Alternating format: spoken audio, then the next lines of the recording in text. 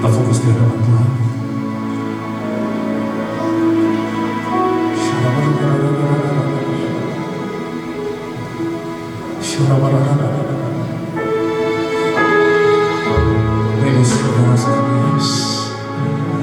Mari kita angkat tangan sekali lagi di hadapan Tuhan. Malam ini kita mengingat malam di mana Tuhan Yesus akan diserahkan, utama dengan sebenarnya tubuhnya menjadi titik-titik darah. Yesus mengalami ketakutan, Yesus mengalami kekhawatiran, Yesus mengalami kesedihan, Yesus mengalami pergumulan yang sangat berat. Kalau kau merasa hari ini pergumulanmu cukup berat, bahkan sangat berat, saya mau beritahu pergumulan Yesus jauh lebih berat dari apa yang sedang kita gumuli.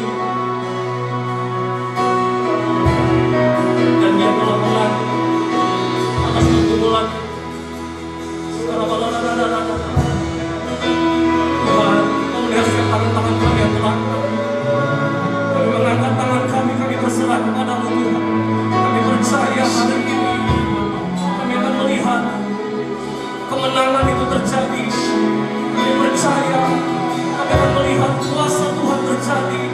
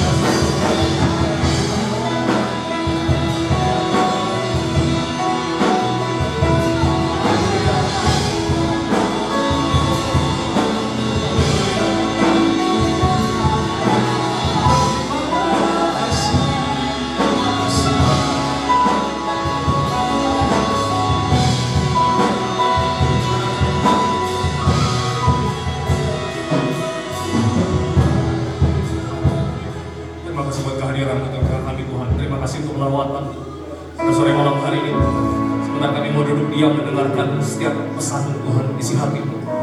Kami percaya firman itu akan mengubah, menjamah setiap kami. sehingga kami boleh menjadi pribadi yang lebih baik lagi, menjadi pribadi yang dewasa di dalam mengenal anak Tuhan. Terima kasih Tuhan Yesus. Terima kasih Bapa. Urapi setiap kami yang Roh Kudus, berdaulat di tengah-tengah kami. Setiap kuasa yang bukan daripada Tuhan mencoba mengganggu pemberitaan firman Tuhan, kami patahkan kuasa di dalam nama Yesus. Dalam nama Tuhan Yesus, kami berdoa dan mengucap syukur. Yang siap mendengarkan firman Tuhan boleh sama-sama katakan amin. Silakan duduk Bapak Ibu kasih Tuhan. Shalom. Saya akan cepat saja. Malam ini kita mengenang malam di mana Tuhan Yesus ada di Taman Getsemani. Kita buka Alkitab kita dari Injil Markus, bisa ditampilkan. Markus pasal 14 ayat 32 sampai 34.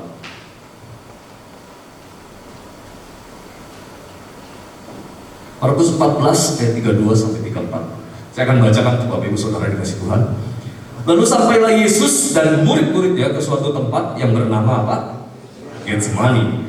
Kata Yesus kepada murid-muridnya, duduklah di sini sementara aku berdoa. Jadi yang berdoa siapa Bapak Ibu? Wah Yesus, muridnya ngapain? Tidur. Dan dia membawa Petrus, Yakobus dan Yohanes sertanya. Ia sangat apa? Takut dan gentar. Berikutnya 34. Lalu katanya kepada mereka, hatiku sangat sedih, seperti mau mati rasanya. Tinggallah di sini dan berjaga-jagalah. Jadi Yesus pergi ke sebuah tempat namanya Getsemani. Itu berupa taman. Bersama murid-muridnya 12 orang. Kurang satu, Yudas tidak ada. Lalu dia mengajak 3 orang murid kesayangannya. Siapa? Petrus, Yohanes dan Yakobus untuk ikut bersama-sama dengan Yesus. Jadi Yesus ajak 3 orang murid kesayangannya itu untuk berdoa bersama-sama. Tapi murid yang lain ditinggalkan, ya. Lalu apa yang dirasakan oleh Yesus? Yesus sangat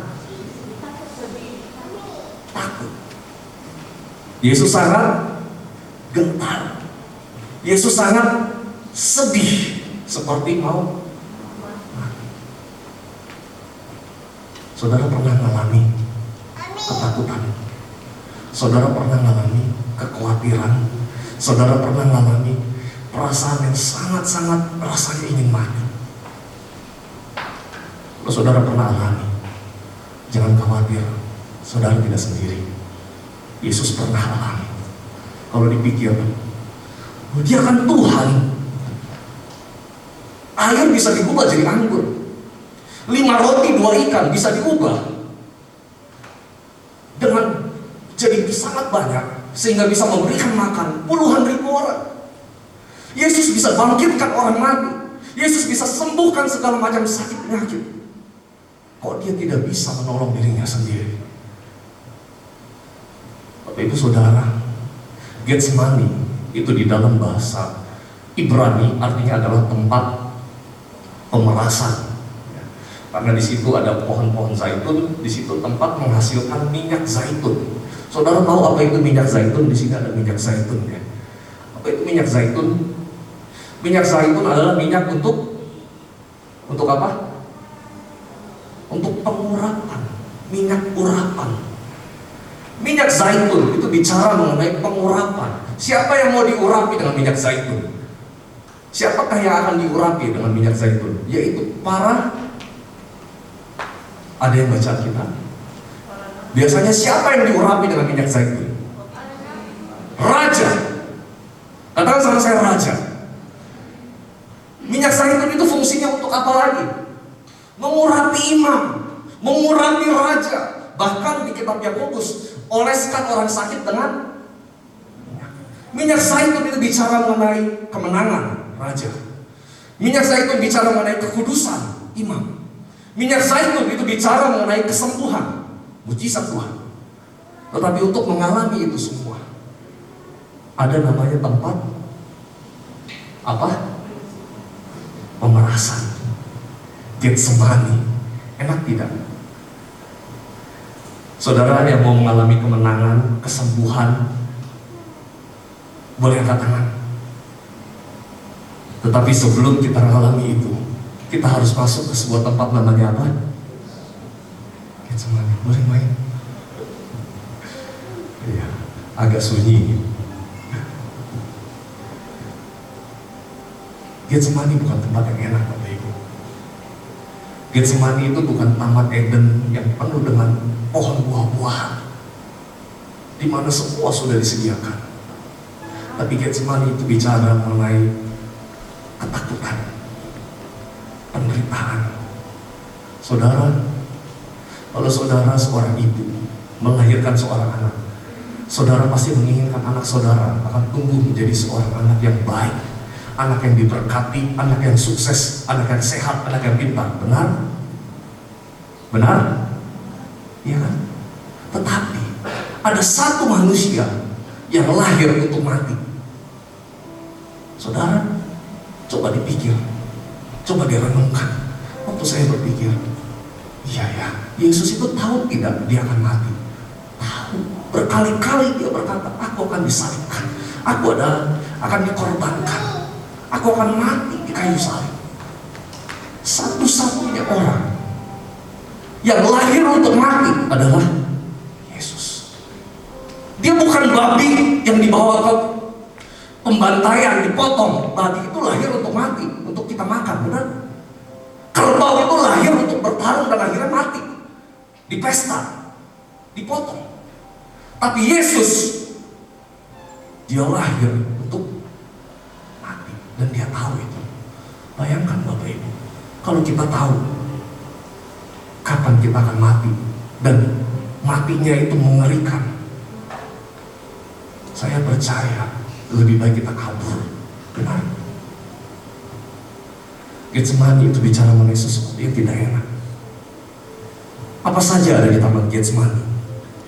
Yang pertama, Getsemani itu bicara mengenai tempat di mana Yesus mengalami ketakutan dan kekhawatiran. Saudara yang mengalami ketakutan, kekhawatiran, saudara tidak sendiri. Yesus pun mengalami hal yang sama. Yang kedua, apa yang terjadi di Getsemani? Yesus itu ditinggalkan sendirian di sana. Waktu dia berdoa, Tuhan, seandainya cawan ini lalu, dijawab gak doanya Yesus? Kalau doanya dijawab, itu celaka buat kita, Bapak Ibu. Kalau doanya Yesus dijawab saat itu, kita yang hari ini masuk neraka. Kalau kita baca kitab Perjanjian Lama, ada yang baca Alkitab, yang masih baca Alkitab siapa? Itu zaman Perjanjian Lama ya, sadis, apa-apa binasa, apa-apa dibunuh, apa-apa mati, masuk ke ruang Maha Kudus tanpa persiapan, mati.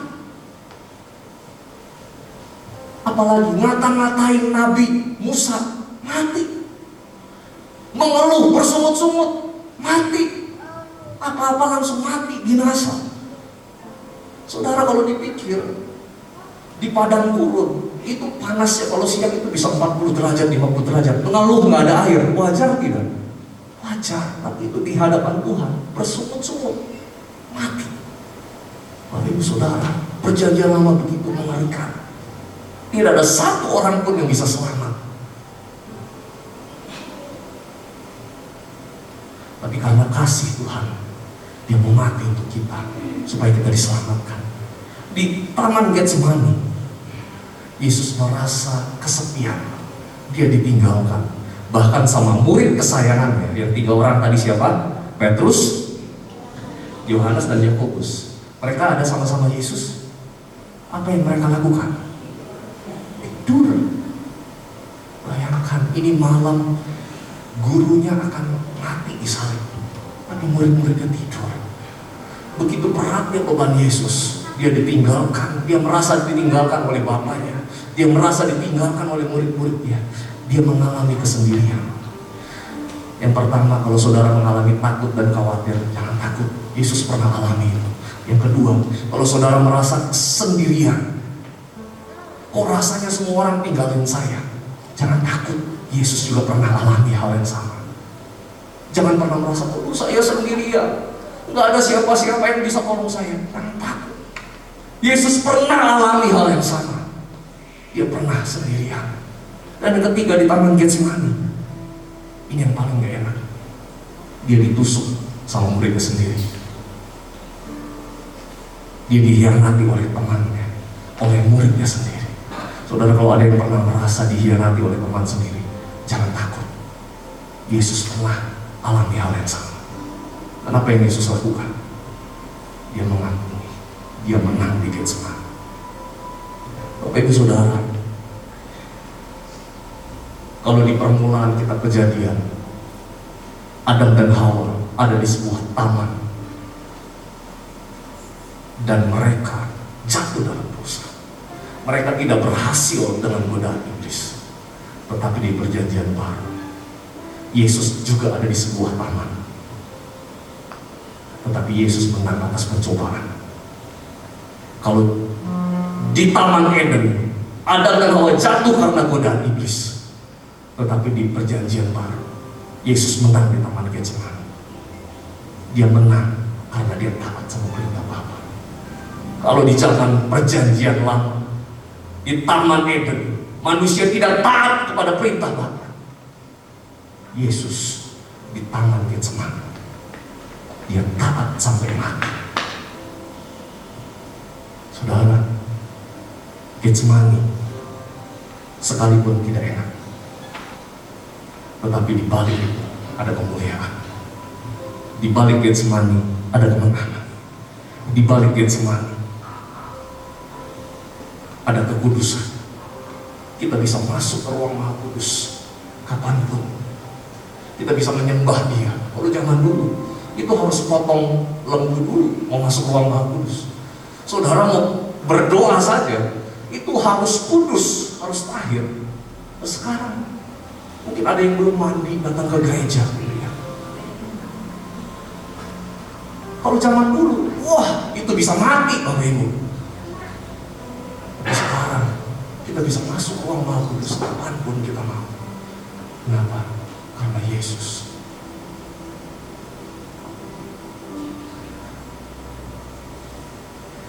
Kita berkata di dalam Matius 26 ayat 41 sampai 42. Untuk bisa menang di Taman Getsemani, untuk bisa menang, mengalami kuasa mujizat, kemenangan. Matius 26 ayat 41 sampai 42. Berjaga-jagalah dan berdoalah supaya kamu jangan jatuh ke dalam pencobaan. Roh memang penuh, tetapi daging lemah.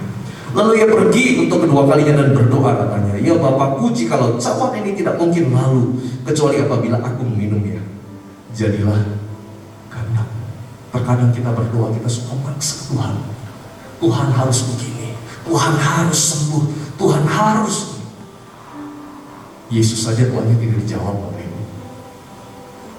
Kadang kita harus mengerti apa sih rencana Tuhan dalam hidup kita. Yang Tuhan inginkan adalah ketaatan. Amin. Yang Tuhan inginkan adalah ketaatan. Sekalipun Tuhan tidak jawab doa kita, tetap taat sama Dia.